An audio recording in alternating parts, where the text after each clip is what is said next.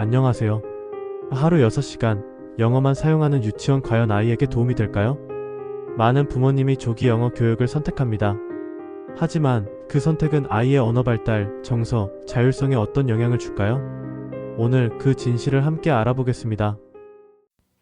안녕, 처음 인사하네. 오늘은 교육 관련 주제를 좀 다뤄보려고 해.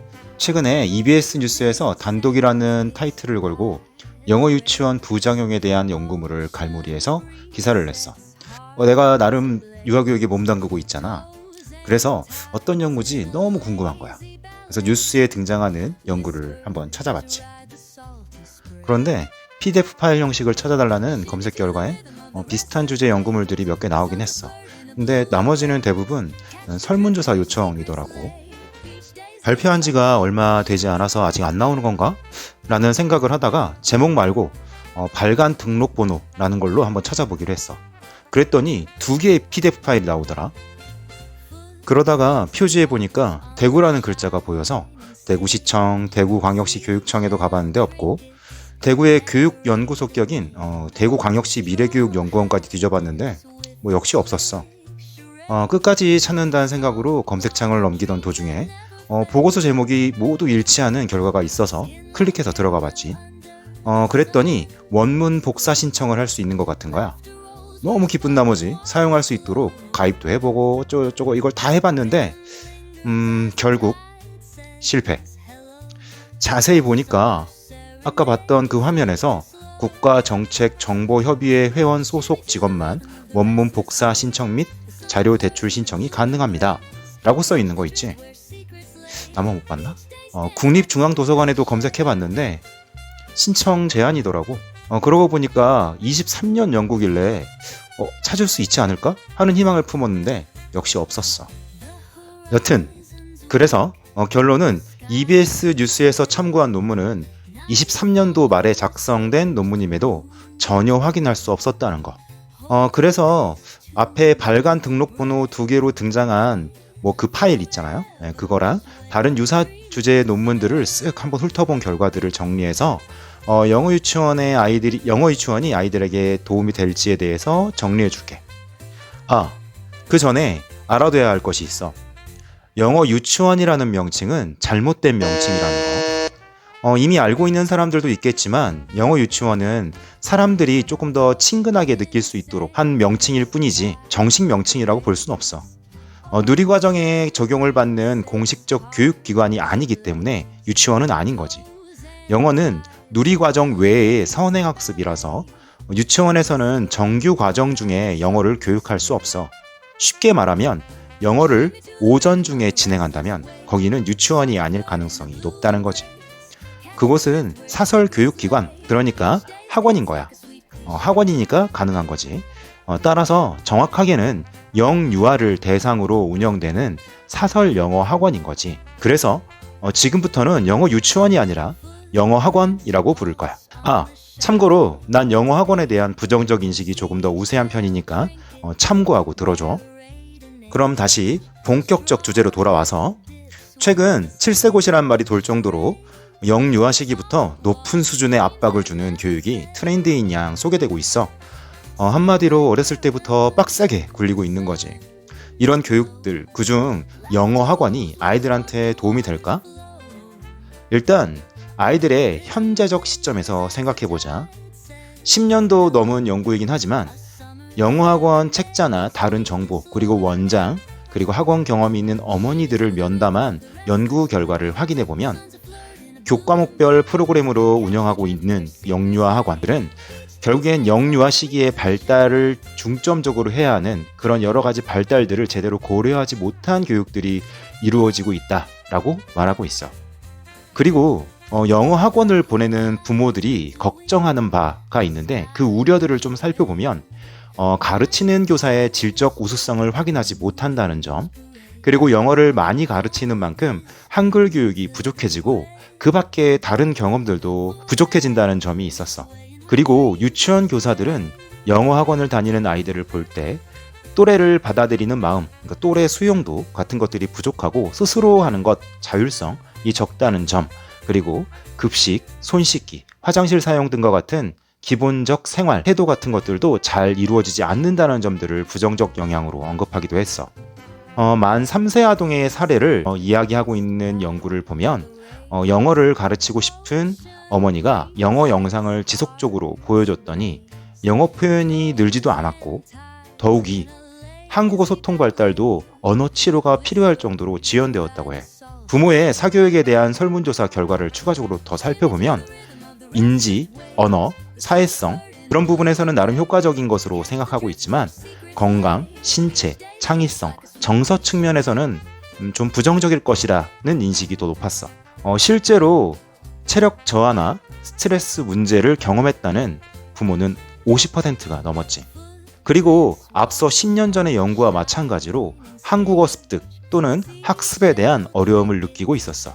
교사들은 더 부정적으로 보고 있어.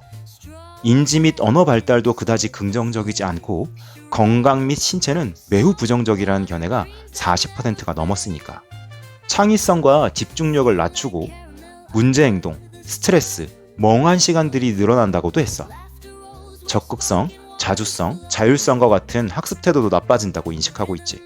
이런 영역에서 부정적 인식이 80% 수준을 넘어서고 있는 거야.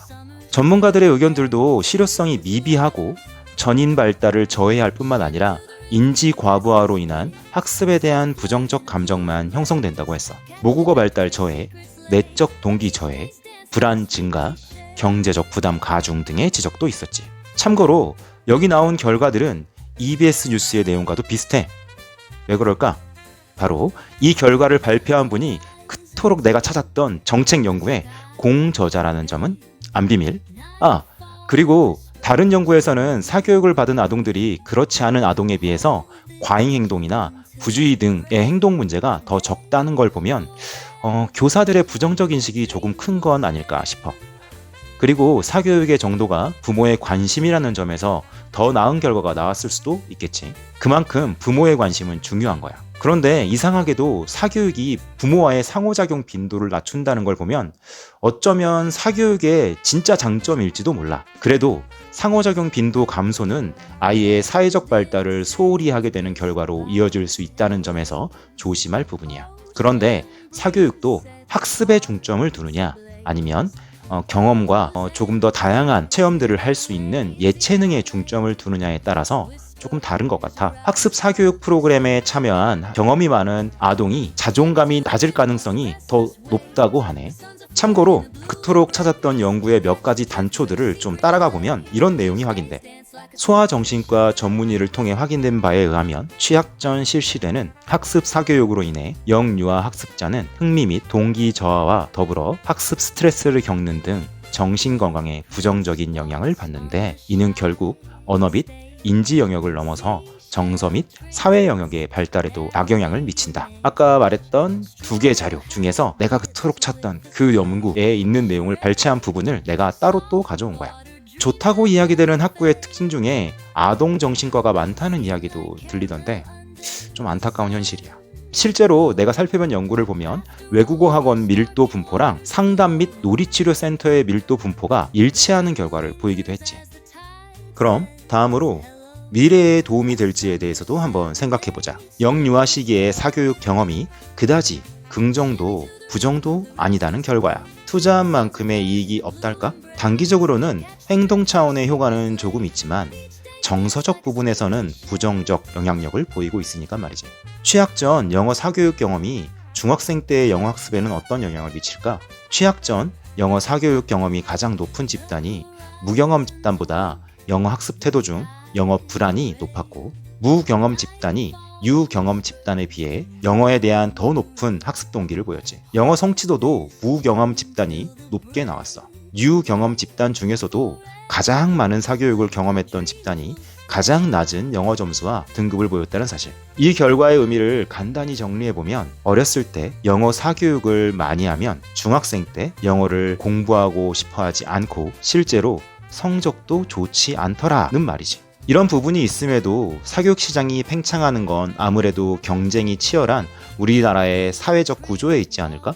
더불어 공교육에 대한 불신도 한 자리를 차지하고 있을 테고 이렇게 볼 때 우리나라의 사회적 구조가 바뀌고 공교육의 신뢰도를 높이기 위한 국가적 노력이 우선되어야겠어. 뿐만 아니라 이런 사실들을 널리 알려서 영유아 시기에 과도한 학습을 부추기는 사교육이 도움이 되지 않는다는 것을 많은 사람들에게 알려야겠지?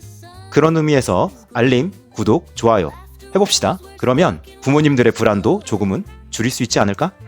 그리고 언어 교육은 이른 시기에 하는 것이 더 효과적이고 언어 자극을 많이 해주면서도 그 자극의 질을 높여야 한다고 해. 그리고 어린 아이들은 학습보다는 습득을 통해 배우는 것이 좋대. 그러니까 이런 걸 영어로 좀 생각해보면 어린 나이, 그러니까 뇌가 폭발적으로 성장하는 만 1세 정도부터 부모가 자연스럽게 영어로 아이와 상호작용을 하면 질과 노출을 높이면서 시기를 빠르게 가져가는 방식이 되겠지. 그리고 상호작용을 높인다는 건 역시 부모와의 교감, 사회성을 높일 수 있는 부분이라 습득할 수 있는 것들을 훨씬 더 빠르게 할 수 있게 만들어주는 거야.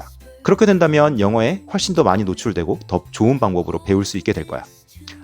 그리고 일부 보고서를 보면 사교육은 비학업적 활동에서 긍정적 효과가 많이 나타난다고 하니까 참고하자. 체육과 무용 등 신체 사교육 프로그램은 성실성과 타인 이해에 긍정적인 영향을 미칠 가능성이 높대. 알겠지? 그럼 빠이.